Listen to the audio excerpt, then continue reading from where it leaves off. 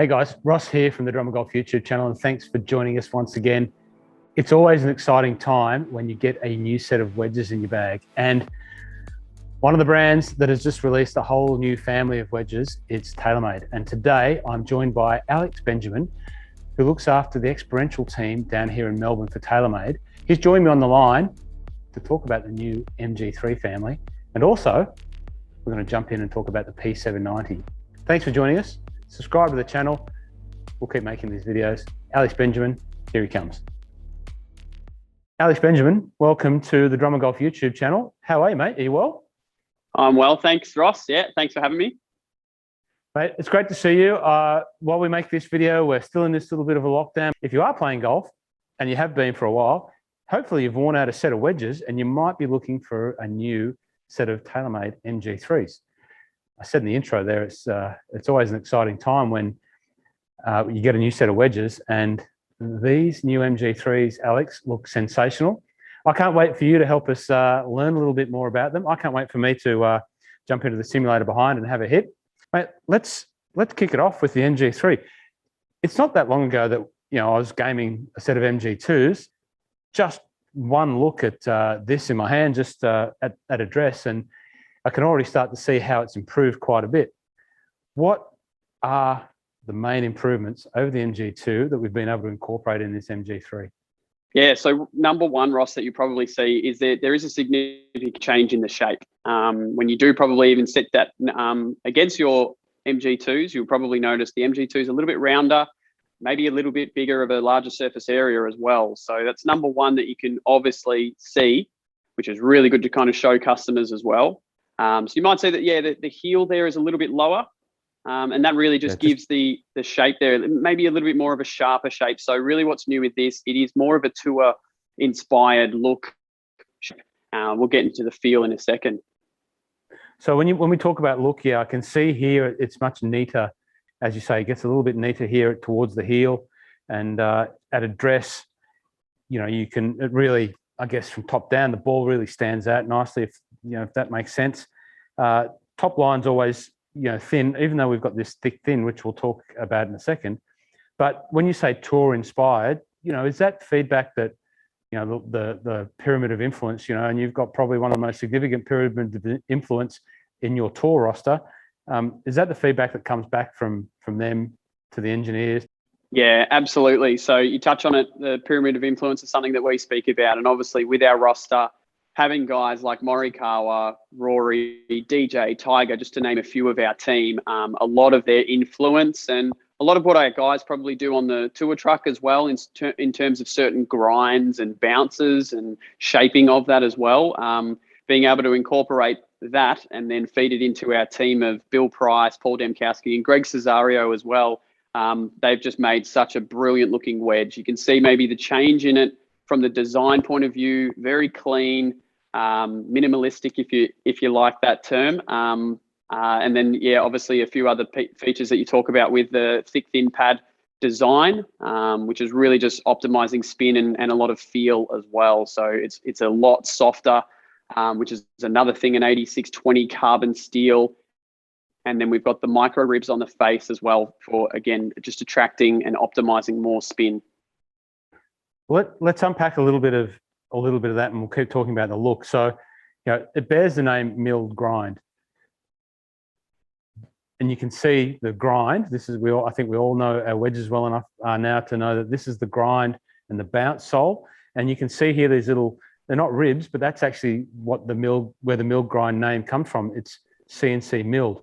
Why is CNC milling so important to TAYLORMADE to do this on their wedge product, and where else do we see it on the Tiger Woods irons, etc.? Yeah. Why it's so important is because it just ensures absolute proficiency with the wedge. So every single wedge that's going to come out of the foundry, it's going to be 100% the exact same.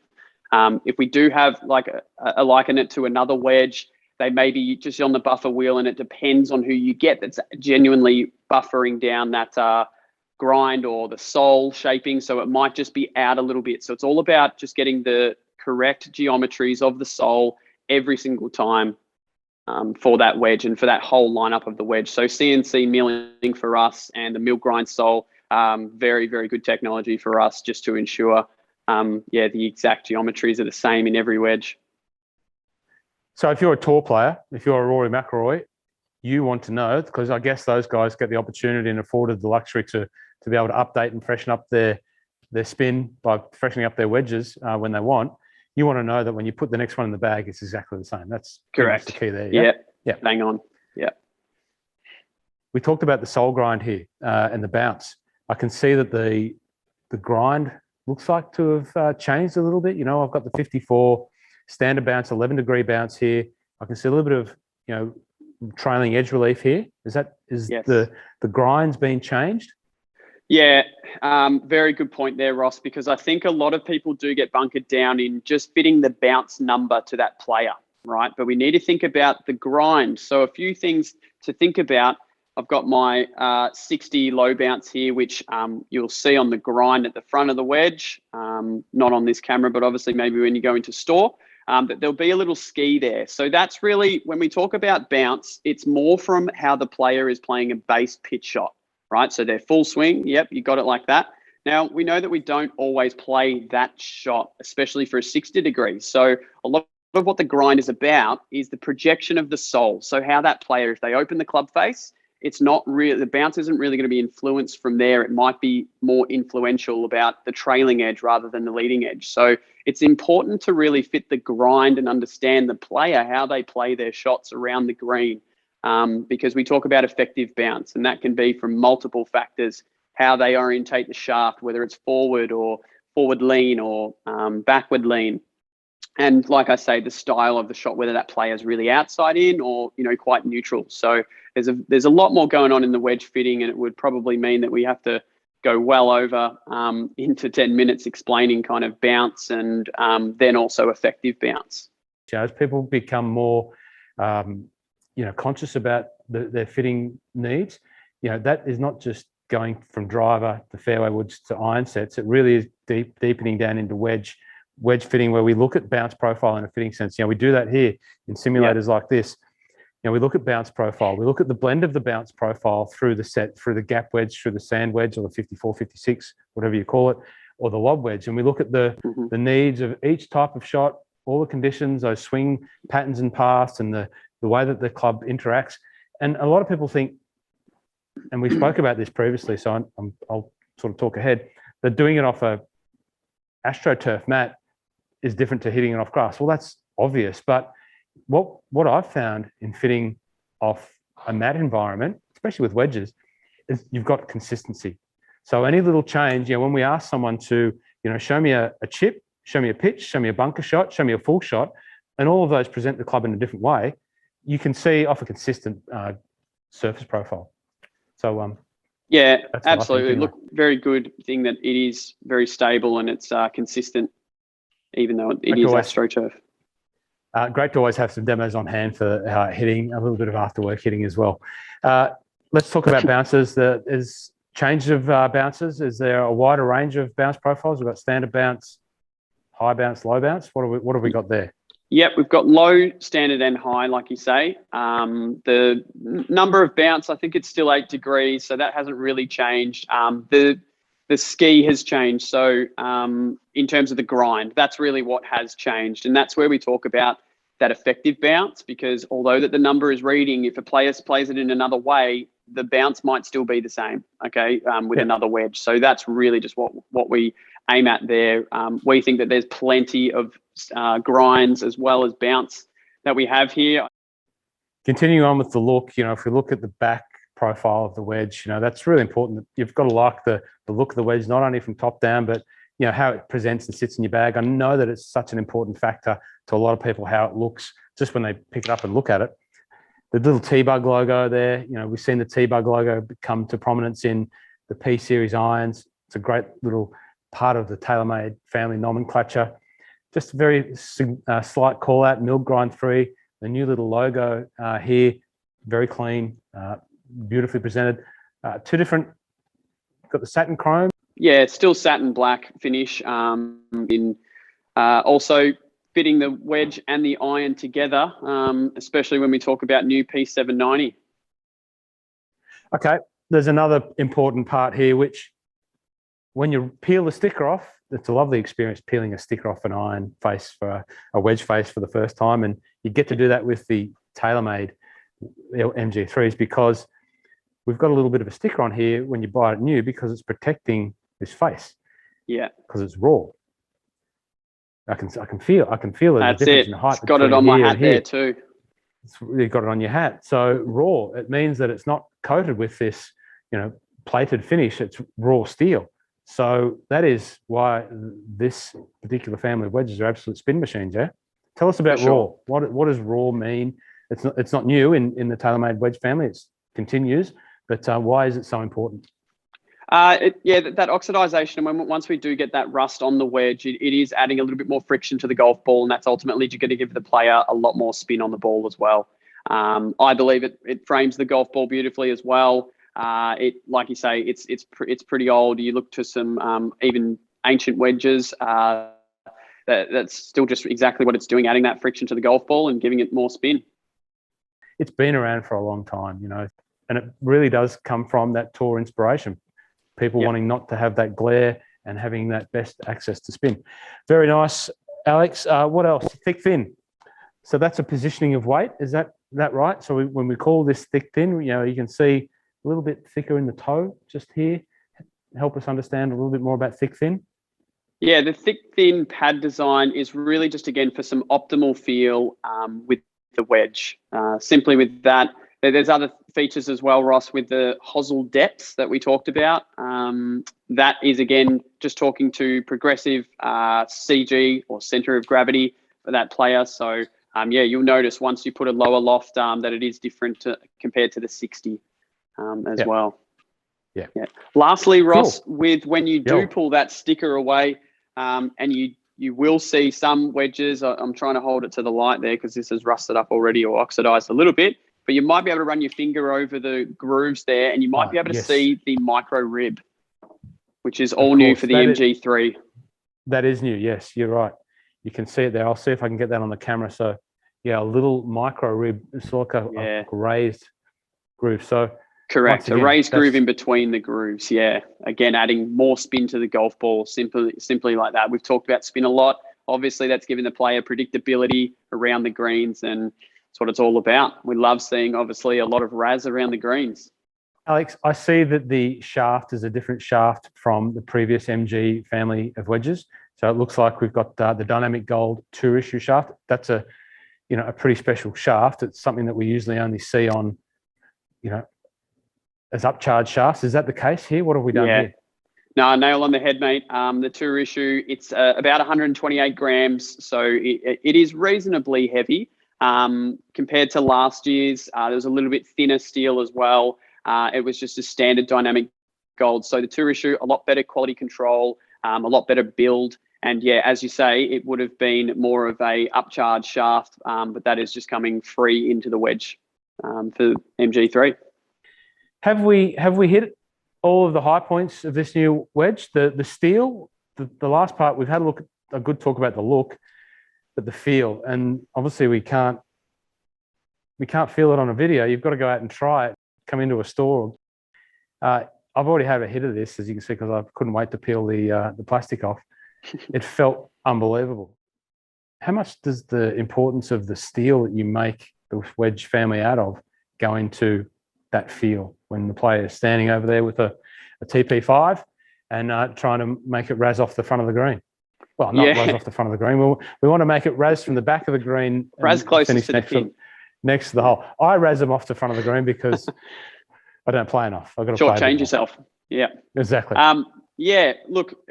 Great question. I mean, it is all about that soft and that feel. Players, when they probably describe, how they want that golf ball, they want it really kind of rolling up the face, sticking to the face as long as possible. And that's, then basically how it catches the grooves and then the ball's released with some more spin. So ultimately, that's what that player is really searching for. The better player might talk and describe that, hey, it's sticking to the club face, working up the toe a little bit more. And they can feel that kind of spin. That's generally what they're talking about when they do describe that softer feel. Well, it even looks like it's got a softer feel, but you've got to go and try them out, people. You've got to go and try them out. I think that's a great little introduction there. Hopefully we've ticked all the boxes there. Let's quickly move into the P790. Now, P790 has to have been one of the most successful series of irons for the TaylorMade brand over a number of years. This is its third iteration. For me, just me thinking about, putting my Matt Bow V hat on and the TaylorMade bosses hats on, if something is good, it's going to stay. And when something stays for 3 iterations, it must mean it's been pretty successful as a family within a brand within the family or a brand. But how do we improve on what was already pretty good for the brand to make this new P790 even better? Great question. One that we ask, obviously, in the walls here at TaylorMade, and a lot is about the design. How do we change the design? We thought last year's was looking fantastic as well, but any little intricacy is obviously what we do at TaylorMade. We always say that we're never done until we can find something significantly better. And then I think they've nailed it all on all fronts with this one. So hats off to the research and design team. They've done a ripper with this one. What we're seeing in terms of newish for P790 or number 3 iteration, if you call that out, is that we do have speed foam air. So you can see the little port at the front of the toe there. Now that's basically just where we inject the polymer in there. The new polymer that it has gone in there is lighter. So what basically then that means is that we've been able to strip weight from areas that we don't really need the iron, and all of that added weight gets a little bit more improved and a little bit lower in the iron right behind the middle of the blade, so that we can obviously pretty much have that more meat behind the bone.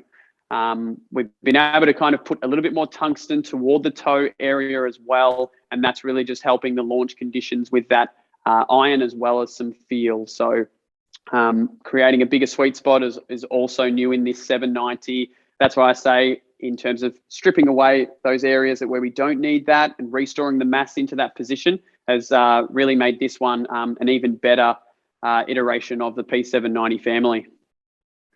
So speed foam air, that's about, correct me if I'm wrong, about 30% less dense than previously or something like that? Yeah. Yep. So we've positioned the weight more optimally to get easy launch conditions, more ball speed. Is that one we got? Faster ball speed. Yeah, which is interesting because again, it hasn't happened by loft, right? So it's a big one that we chat about. Loft can really matter, in terms of metal woods, and like especially in fitting, when we're down lofting, we see the increase in ball speed just go like that. But really with this, it's about what are the other materials? It's a faster face now. We've got a bigger sweet spot. We've moved that tungsten in an area where it's going to capture where a lot of low hits are hit on the face as well. So those things incorporating into that, making a lighter speed foam, as you say there, Ross, it's all important just to find that maybe when we are in that fitting space, that we might see, 6 shots with this new 790 versus the last one. Okay, we might find that the spin deviation is better. Beautiful. I think that little piece that you just said just nails up exactly how a brand like TaylorMade makes this club better. Exactly what you just captured there. More forgiving, launch, ball speed. Beautiful. I'm going to have a hit of this in a second. Can't wait. I've got the fitting club here, so I've got myself set up a little bit flat, so I might just see if I can tweak that. And then we've got a P790 UDI, Ultimate Driving Iron. That's what UDI stands for.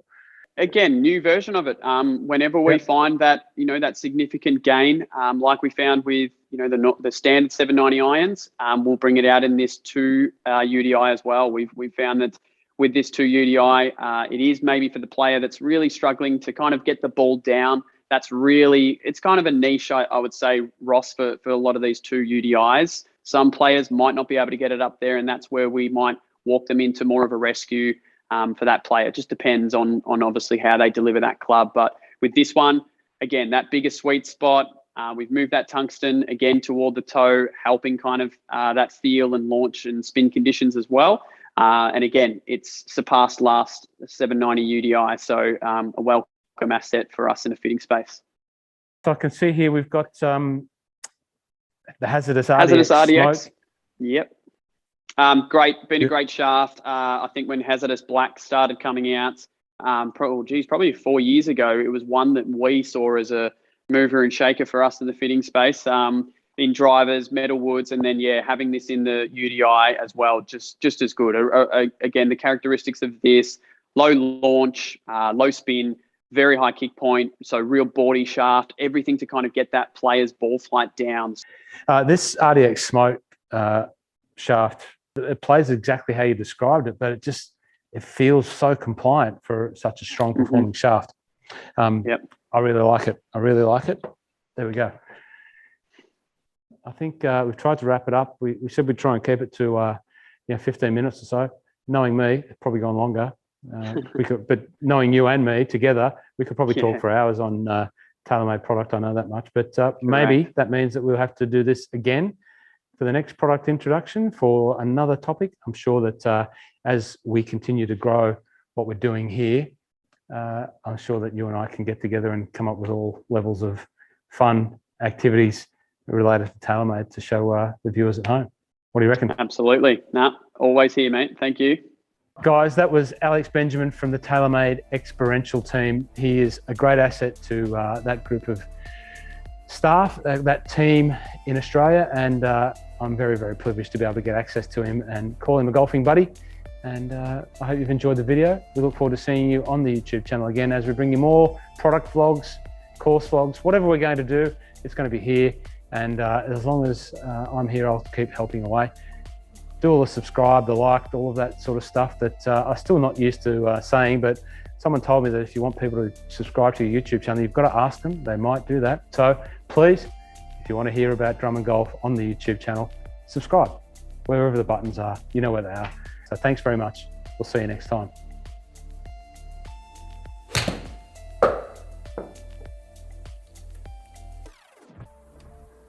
It wouldn't be a product catch-up if I didn't have a little hit of the new product.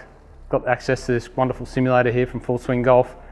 It's a great place to come and practice and spend half an hour hitting some balls. Got the target set up at around 100 meters, which should be my distance for this 50 degree gap wedge. We'll give that a hit.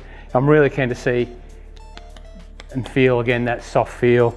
See, hopefully we can make a few balls check up on the green and spin back. We'll give it my best. Don't worry. MG3. A little bit of backspin.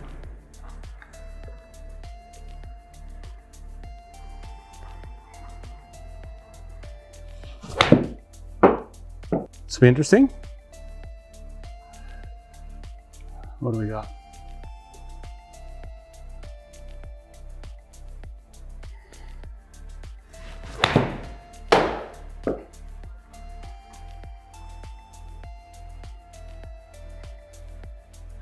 It really does feel nice. You can feel the P790.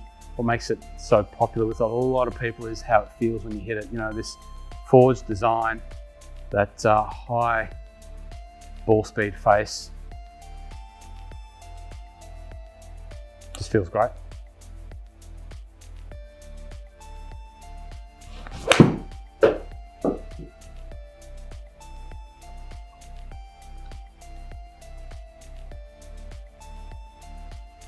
That was a fun session. It's always great to be able to hit some balls in the private time, quiet time. There's no one in the store, so it's a luxury that I've got at the moment. Hopefully the swing can hold up when I get back on the golf course. We'll see, but I can't wait to get back out there. Might try a set of P790s. But in the meantime, I'll keep hitting if you keep watching. And thanks for tuning in. We really do appreciate it. Leave us a comment. Let us know what you want to hear more about, less about, and we'll do our very, very best to bring it to you. My name's Ross. Thanks for joining the YouTube channel. We'll see you next time.